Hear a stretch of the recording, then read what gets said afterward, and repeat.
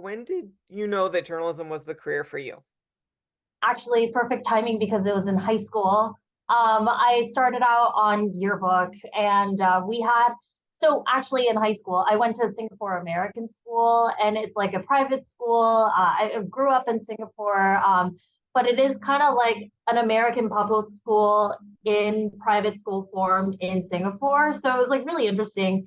Had a pretty interesting childhood. But it was kind of like they try to do everything that an American public school would do there. And so we had yearbook. We had the morning show team, which is kind of like morning announcements and things like that. I was more in yearbook, and my teacher was like, you should give like radio a shot. And so I was like, okay, that's really interesting. And so I was kind of interested in journalism in general because I was just kind of like, I don't know, yearbook, you're reporting on things that are happening within the school throughout the year, that kind of stuff. And so I eventually joined like a newspaper class in high school. And it just kind of like grew from there, the passion. I did a little bit of that morning show stuff, but I wasn't really into broadcast back then. I thought I was going to start out in radio. And so I was like, all right, journalism is something that I would like to pursue. And so I went to Northwestern, I went to Medill, and that's when I really got hooked on broadcast because that's when I realized that I've always been a show and tell kind of person. And yeah, and that's what broadcast is. It's like video and see it and say it. It's not just writing, and it involves a good amount of writing, but it's a different kind of prose than newspapers. So that's when I got really into it. And then as I grew older, I realized like there are not a lot of people who look like me in broadcast. And so that is also something that I value more and more as I continue to grow older. But that's how I got started in broadcast. So. Very cool. Is there a particular moment or something that stands out to you as your from your time as a student journalist? That stands out. Well, it was just like happen chance, but when I was in that high school like newspaper class, we had I don't know if kids would know Michelle Kwan. She's like the Olympic figure skater. She came to visit our school, and I had to interview her with like my partner, journalism partner, and she was really mean. Really? And she did not have time for us. And I was just like, wow, that's so strange. And I was flabbergasted because I was just like a student. And I was just like, I thought she was going to be super nice. And whether she was having a bad day, I have no idea. So she was really mean. And then that really taught me, like, moving forward, not everyone's going to be nice to you. And wow, boy, was that true. It's a funny Yeah. story. Not a very heartening story, but Well, I suppose you learned some resilience from from it because not every as a student journalist, they go against a lot of, people who might not take them seriously. So, um, and it's not just that they wouldn't be taken seriously, but I think tides have shifted a little bit in terms of like how folks in media are seen in general, especially in the past like 5, 6 years or so. So yeah, resiliency is something that definitely grows. You get thicker skin. Even in general, like approaching a complete stranger to do interviews about something just man on the street, right? That takes guts. That takes guts. And then it takes even more guts to continue to ask more people when the first and second and third person says no, thank you, or go away, or something like that. So, Mhm. yeah. Yeah. Okay. Perfect. The other thing that you talked about that I just wanted to hit on was just finding broadcast because you wanted, people to see a face, like yours in the media. Um, Something that kind of ties to that. In what ways can we best represent our communities, through journalism? I mean, the best thing that we can do, the number one rule of journalism is to like give voice to the voiceless, right? And the best thing that we can do is amplify other people's voices that are deserving of amplification, right? So whether it's finding an expert, let's say we're trying to do a story on some kind of the Supreme Court decision, one of the many Supreme Court decisions that came down, and we want to speak to a lawyer. How about we make a conscious effort to look for a lawyer who may be a woman of color or a man of color, somebody who identifies as LGBTQ plus. It just making a conscious effort to find them, because I know those lawyers exist. I know lawyers are POC, and I know lawyers are part of the LGBTQIA community, and it's just that little extra effort that goes probably a long way. And and I'm not saying that we don't want to hear from white lawyers, but it's just nicer to see that, kind of prove that like you have made an effort to see who might be the best in terms of like expert opinion. And not just that, I think it's also when you are, reaching out for something completely random, like, hey, I'm going to do a story on the weather and I want to interview joggers. There are so many different types of joggers. And if you try to make a little bit of an effort to talk to people who might not look like you, then it's just kind of that little step that goes a long way, I think. Does that really answer your Yeah. question? Yeah, that makes sense. I guess Yeah. touching on that, some people have said like, um, when we go to report on a story, we tend to just report on people of color um in bad circumstances and not necessarily in normal everyday celebrations. Um, and I don't know, is that like is there a way to make a conscious effort in that direction or Yeah, and that is something that our newsroom struggles with every single day too. We hear that all the time, that, you only ever come to my community when there's something bad happening. That we hear that all the time. And I'm glad that people are pointing it out, and I'm glad that viewers are noticing and calling us out on it, because it is a constant effort. You can't just stop trying and it doesn't come to you naturally. So, yeah, going back to that example of, hey, it's going to be 90 degrees next week, and we want to do a cute little feature story about how people are trying to beat the heat. Let's just not go to Lake Harriet or Lake Nokomis and interview people there. How about we go to North Minneapolis and then interview folks enjoying Weber Pool, the natural pool that's there, because that's a public park too. And so it's just kind of making an effort to go there. Or we also run into a lot of why do you only ever cover the metro? So we can always, I don't know, you can go to Shakopee or Prior Lake and go to the lakes there and then try to find people who don't look like you and ask them what's going on. Find the dad when it's a story about childcare, because we hear from moms all the time, like dads also play an integral role. So it's just kind of like thinking outside of the box and yeah, making an effort. sure. Yeah, Yeah. good. Um, just shifting gears a little bit. Can you talk a little bit more about your journey to journalism? Oh, well, I kind of gave you a little preview there. But coming into coming to CARE, I've been at CARE 11 for 5 years now. And prior to that, I don't know how familiar the students are going to be about like the path to broadcast, and it's changed drastically since I left college. But so I went to college, and then at school we had this thing called journalism residency, which is kind of like an on-air internship that wasn't really paid. And my first on-air experience was actually in Lansing, Michigan.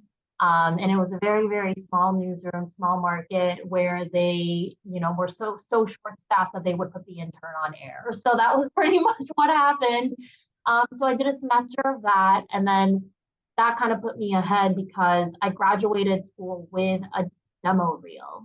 So I left with a full resume, like ready to be submitted to bosses, and that put me ahead. And I was able to start my first broadcast job in Madison, Wisconsin, which was so much fun because I had graduated and Madison is a college town. So everybody that I was reporting on was my age, and it was just a good time. And then I did a year there, and then I moved to Louisville, Kentucky, which was an interesting choice. And I did a year of the morning show there, which was also very interesting because you start your job you go to work at 3:30 in the morning, and you're done at noon. And I did that for a year, and then I was the night side reporter on the 11 o'clock show for a year. And after that, came to KARE 11, where I started as on the weekends initially, and then I moved my way up to Monday through Friday, day side. But yeah, that's kind of more in depth for my broadcast stuff. What advice do you have students on building their storytelling or their writing skills? Oh, I really appreciate that. Thank you. I feel like everyone at KARE is such an incredible storyteller, and it's just so strange because we come from this like powerhouse storytelling workshop, and we all have really different styles. So no stories are the same, even if we're kind of on the same topic. Um, so it is really hard to just pinpoint one, but I think, and not to sound so cliche, but people, mm, not necessarily, they don't remember what you say to them, but they remember how you made them feel. And I try to turn that back around, and I try to focus on how people are making me feel.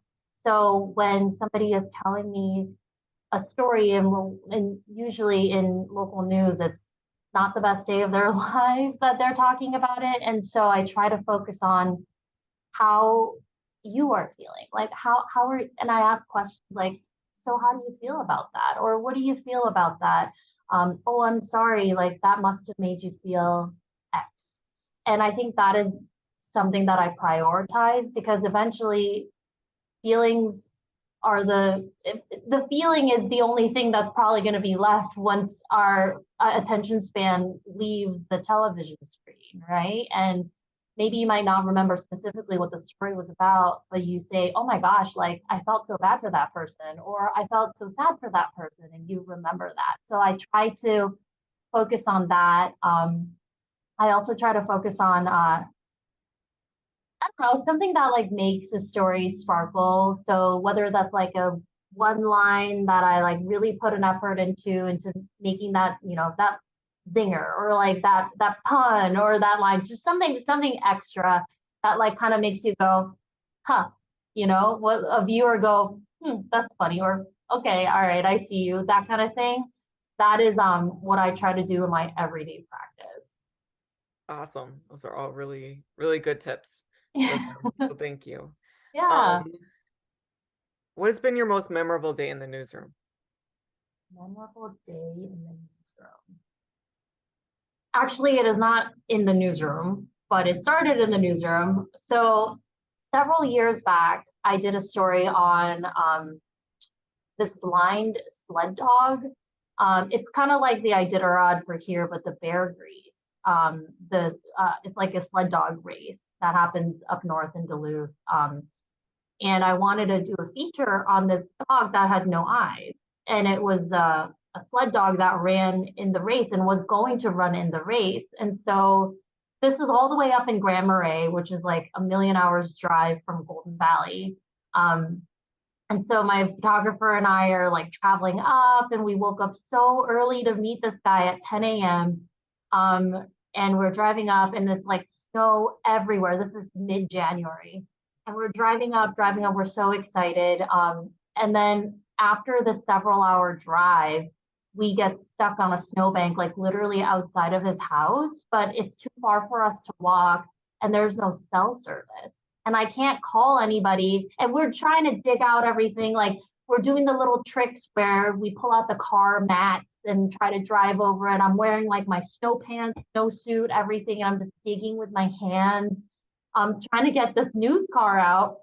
And then like 20 minutes of struggling, the guy that we were trying to meet, the owner of the dog, he starts driving around because he was worried that we didn't show up. And so he came and found us. He rescued us by pulling us out of the ditch with his pickup and like ropes tied to the car. And we ended up doing the story, and the story was completely phenomenal because it's just capturing this beautiful video of the dogs going down this trail, and it's like dead silent because of the snow, and you can see the pine trees and the birch, and it's so gorgeous.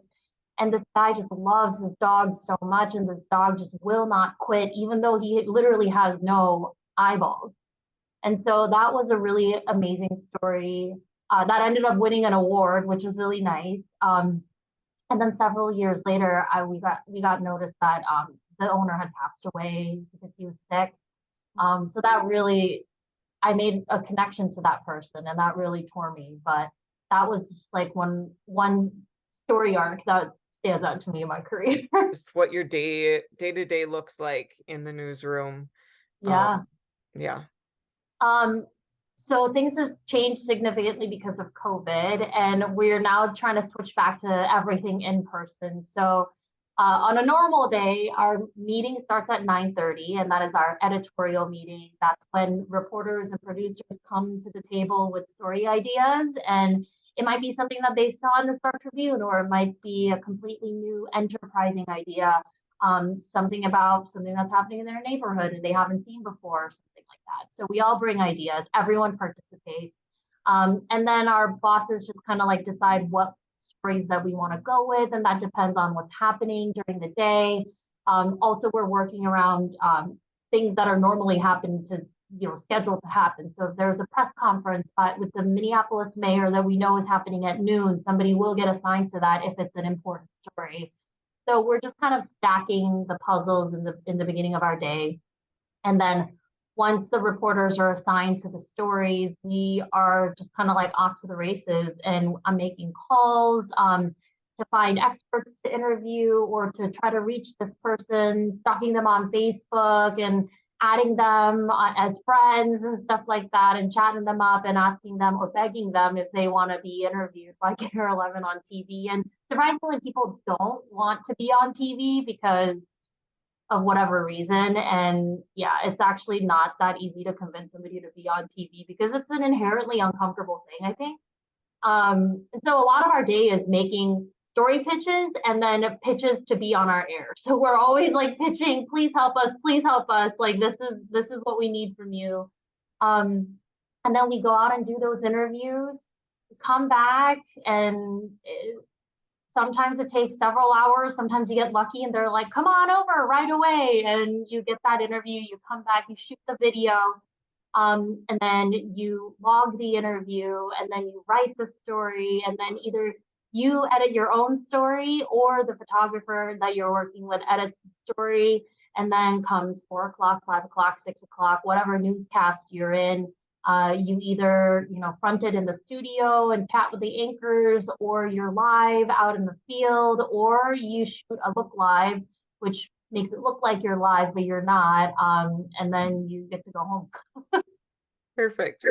Yeah, it's a lot. Touching back on the difficulty, like getting people on air, my students also face that problem time, but they struggle getting people to want to, do the broadcast report interview. And so what are some things that you do that work to get people to kind of sign on for that? I tell them it's not live, which is very helpful. I'm like, no, it's not live. Don't worry. It'll be easy. I'll ask you. You just look at me. Don't look at the camera. It'll be like you and I are talking casually. You'll even forget that you have this mic on.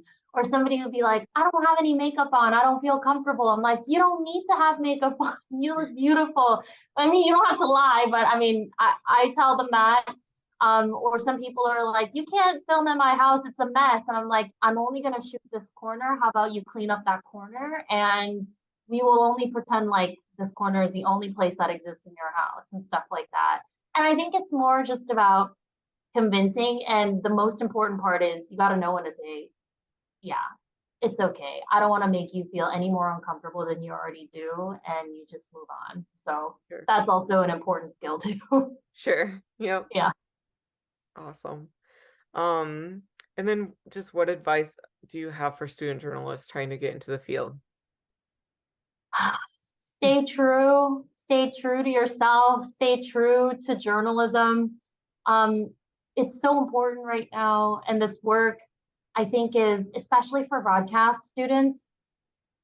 If you are doing it because you want to be on TV, I think you're doing it for the wrong reasons. I really do think that my job is more of a public servant, like a public service announcement slash public servant, because we're here to serve the community. And the part of you with makeup and fake eyelashes and standing in the studio, that is possibly the last thing that you should be worried about. It should be more about, am I making an impact here? Am I helping somebody? Am I letting somebody know about something that they didn't know about before? those are the things that you need to stay true to. And also, just because it's local news doesn't mean that you can't show your personality. I really think that news people who show authenticity and their personality, whether it's goofy or whether you're funny, whatever, I think that's also really important. And I think that's also what connects you to your community. And that's what makes you stand out. So if you've got that sparkling personality, be serious, yeah, but let it show once in a while. And I think that's also really important because I don't want students to think that local news is all serious and it's a persona that they have to take on. Just be yourself, be true, be authentic, and don't forget that this is a public service job.